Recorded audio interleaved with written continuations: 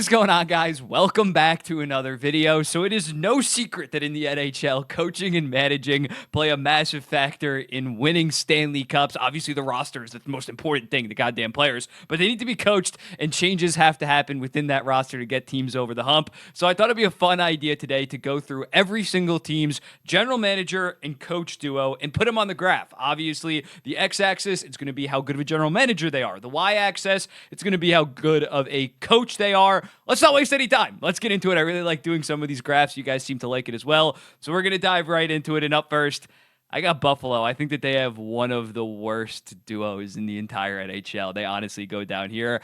Kevin Adams is kind of flubbed, although he does have to deal with the owners that kind of have like an internal salary cap. It has not been good ever since that 2023 season. And based on what we saw with Lindy Ruff with the New Jersey Devils last season, and this season hasn't been that good of a start, yeah, I think they're towards the bottom in terms of this. The New Jersey Devils, I'm going to go with, I think Fitzgerald's a good general manager.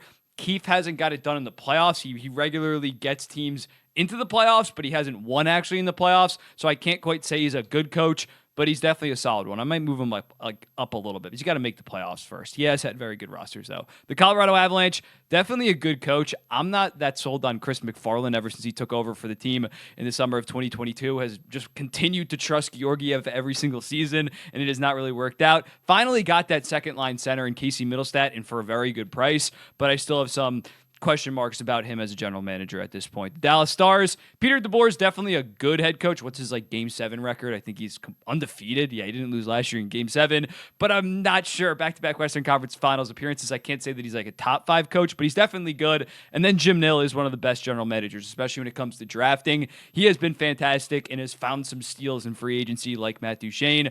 You got to give Jim Nill's definitely a top 5 general manager in the NHL. The New York Rangers, Laviolette is definitely a very good coach. The dude has been around since 2000. I think he's made the Stanley Cup final with 3 different teams. He is he's a fringe top 5 coach in the entire NHL.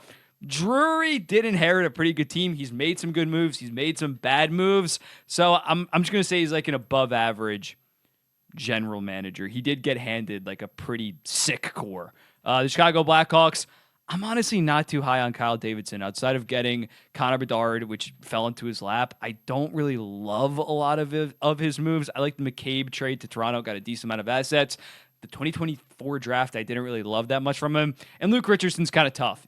He has no expectations. I'm not trying to say he's a horrible coach. The roster has not been up to snuff in order to get a full read on him, but I definitely at this point would say a below average coach. The St. Louis Blues, Armstrong is kind of washed up. I'm not gonna lie. He is not what he used to be in terms of a general manager. Summer of 2018, building that team that eventually won the Stanley Cup, going all aggressive for Ryan O'Reilly. There's been some flubs of late, but I think Drew Bannister has been a pretty damn good coach for the St. Louis Blues, so he gets an above average rating. Montreal Canadiens, I like what Kent Hughes is building, and again, it's gonna be tough to judge some of these guys because some of these guys are in a rebuild. It's a lot easier to look very good in a rebuild compared to actually contending, but I really like what Kent Hughes has done thus far. Martin St. Louis, though, has not been good as a coach thus far for the Montreal Canadiens. People are already starting to kind of call for his job. Offensive development has been good, but defensively they have been tragically bad this season and in prior seasons, so I'm going to be a little bit low on them. In terms of the Vegas Golden Knights, they got a good duo, Kelly McCrimmon as well as Bruce Cassidy. I'm going to put them here. Yes, they did go all in at last year's deadline and it didn't work out, but they retained Hurdle and Hanifin. It wasn't just a bunch of rentals. I still think he's a very good general manager. They both won Stanley Cups, so you got to respect that, and you got to put them decently. I'll land on them right there. My New York Islanders, Lou Lamoriello at this point is an objectively bad general manager. I still don't have that much of a read on Patrick Waugh as a coach. He's been better than he's been better than Lane Lambert, but that's not really saying much for my New York Islanders. So I think Patrick Waugh, I'm going to honestly move him down a little bit considering they've been so bad finishing this season. I'm going to put him below average. The Calgary Flames, I like what Conroy's doing right now. In Huska, you can't really go off too much considering he's only been there for 90 games total, but this has definitely been an encouraging start to the season for him. So I think he's a pretty good coach, and Conroy Again, it's easy to look pretty good when you're tearing it all down. I had major concerns after the Tyler Toffoli trade, but that clearly looks like a win for the Calgary Flames. So I think you got to give him as a good general manager. The Florida Panthers, they're probably going to be the gold standard in this, considering they've made back-to-back Stanley Cup Finals. Paul Maurice has came in there and just won a shit ton on top of Bill Zito. Guys like Carter Verhaeghe, he signed a 2-year deal off free agency for like $1 million each. Traded for Sam Reinhart, traded for Brandon Montour, got Gustav Forsling on waivers. His resume is just absolutely insane. I think I made a full video, if you want to go see it after they won the Stanley Cup, on how he built this Florida Panthers team through. He did inherit Barkov and Ekblad, but outside of that, just amazing management. He's pretty clearly the best general manager in the NHL at this point. The Edmonton Oilers, I don't think Stan Bowman's that good of a general manager. I think Chris Knobloch's a pretty good head coach. I mean, he made the Stanley Cup final last year, and last year in the regular season was money, having a bit of a slow start right now. But I think he's a good coach. I think he's objectively a pretty good coach. You can't really say great quite yet because it's only been one season. But I'm going to go with good. The Winnipeg Jets, great general manager in Kevin Cheveldayoff.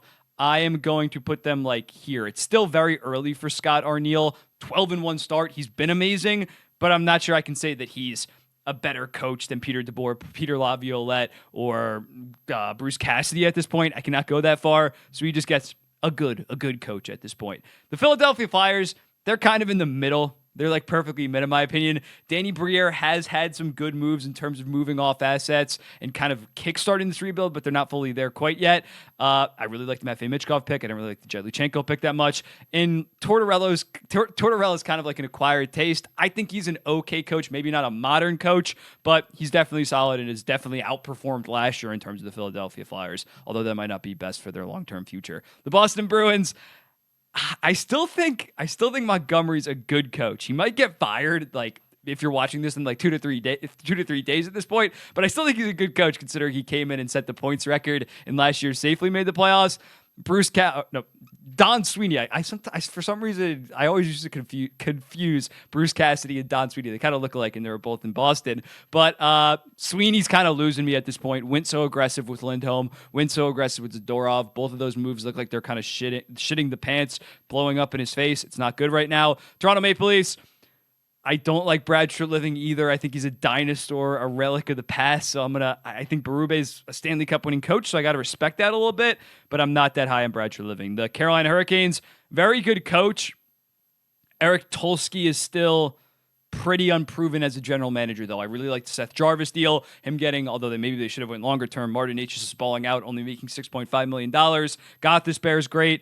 So I can't quite say that he's a great general manager, but I think he's average good. And Brind'Amour has just been such a wagon in the regular season. And they have made 2 Eastern Conference Finals. It's not like he's Sheldon Keefe by any stretch. The Columbus Blue Jackets, I'm actually going to go pretty solid for both. I think Don Waddell is still a very good general manager. Dean Evason has this team clicking at a 50% points percentage right now. It's far above expectations. I like Dean Evason a lot. He was very good in Minnesota, just got screwed by 20 games of horrendous goaltending last season. So I'm pretty decent. Like, I can't believe I'm saying this, but like, I am high on the Columbus Blue Jackets, both management and coaching right now. I have not said that in decades. Like Jarmo Kekalainen has been there forever, just ruining shit for the most part. He had some good moves, don't get me wrong. But the Anaheim Ducks, I'm not that high on their coach. Cronin. Verbeek is solid. I think he's done a pretty damn good job drafting. Radko Gudas was a good signing. Killorn was kind of a disaster. He's negotiated contracts okay. Zegras' bridge looks a little bad, but Troy Terry's looks like a good deal. So I'll just put him there. I think Verbeek's like okay in terms of a general manager. The Minnesota Wild, I still don't think Hines is that good of a coach, even though the Minnesota Wild, they're playing good enough. I saw enough of him in New Jersey. But Bill Guerin, the ability to sign Matt Boldy to that long-term deal, sign Joel Eriksson to that long-term deal, their cap situation, once they get those buyouts off the books this summer, which he had to do, he didn't sign those deals initially, they're going to be really cooking, and he's been drafting fantastic in terms of getting guys like Wallstead, Danila Yurov, Zeev Boyum. I think Guerin is going to start getting a lot of respect, and he should be getting a lot of respect considering Minnesota's start. The Pittsburgh Penguins, Mike Sullivan's kind of a bad coach at this point. Kyle Dubas is kind of getting exposed, and I can't really. He has a really tough spot considering he inherited a Pittsburgh team that missed the playoffs and is old as shit. But yeah, Kyle Dubas is not really cooking right now. The Tampa Bay Lightning, they're also near the top. I'd put Yeah, I think I'd still say John Cooper. I'm gonna move the Panthers down a little bit because I don't think he's by far the best head coach in the NHL. But yeah, I think Breeze Bois had a very good offseason in terms of getting guys like Gensel and Ryan McDonough. Moving off Steven Stamkos looks like the right call, and John Cooper's an amazing coach. I think they're definitely still elite in terms of coaching and general managing, even though I maybe don't. I'm not as high on the team as others. The LA Kings, Rob Blake is not very good, but Jim Hiller has done a pretty good job ever since he inherited the job. He has like a 63% points percentage with the LA Kings right now, so he's been pretty good. I have no complaints with him right now. The Detroit Red Wings, you could probably assume that this was going to be decently low. I'm going to go more so bad coach than bad general manager. I'm going to blame it more on Derek Lalonde than Steve Yzerman. I think Steve Yzerman, he inherited such a bad situation where we're still going to have to wait and see how those other draft picks play out, but it hasn't been good with guys, I'm going to move over more to the left, like Ben Sherratt, like Justin Holl, like Philly Husso. There's been some massive duds. There's been some good things. Alex DeBrincat trade, that is definitely a good thing. You got Patrick Kane that one season for like $3 million. That was good, but the Yzer plan is not looking so good right now. The San Jose Sharks, Mike Grier, I really like what he's doing right now. Ryan Worofsky is their new head coach. I can't really say much. He's coached like 12 games, so I'm not saying he's like objectively a better coach than some of these more experienced guys, but I can't formulate an opinion right now. The Vancouver Canucks. Patrick Allvin is a good general manager, and Rick Tockett's a good head coach that won the Jack Adams last year. No surprise here. They're in a pretty good spot in terms of their overall management and coaching. Washington Capitals. I keep on moving around the actual background. Washington Capitals. I like Spencer Carberry a lot. Their new general manager is Chris Patrick, I believe, that just assumed the job. If it was Brian McClellan, I'd definitely have him a little bit higher. I'll put him right there. I think this offseason, I assume Patrick was in the room with McClellan when they were making a lot of those deals. A lot of those deals look pretty good to start out. So yeah. Wait, no, I got to move. If I'm saying Patrick, yeah, they're more so. I'll go there. Yeah. Let me move. I got to move some of these guys up. I have too much of a tightness in the middle, which it's hard to have a direct opinion on some of these guys. This is more subjective than objective. Nashville Predators.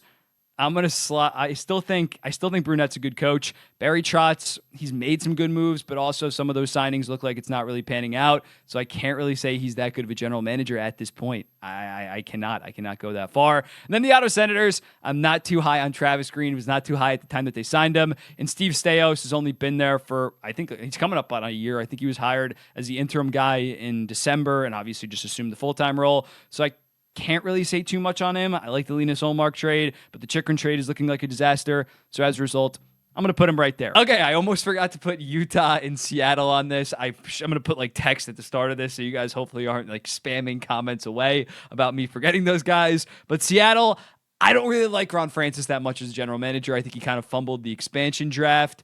And Dan Bylsma is a pretty good coach, so they're about the same. They're about the same level as the St. Louis Blues for me. And then the Utah Hockey Club, Andre Tourny, I'm still not really set on as a coach, but I do like Bill Armstrong. I think that he's doing a good job this last offseason and being aggressive. Yes, Marino instantly got hurt, but I still think he's a pretty good general manager. So I'm gonna put him right there. But yeah, this is the final. Let me know in the comments, what do you think? Who should I move around? Just let me know in the comments. I'll be seeing you in the next one. Hopefully I don't forget 2 teams next time.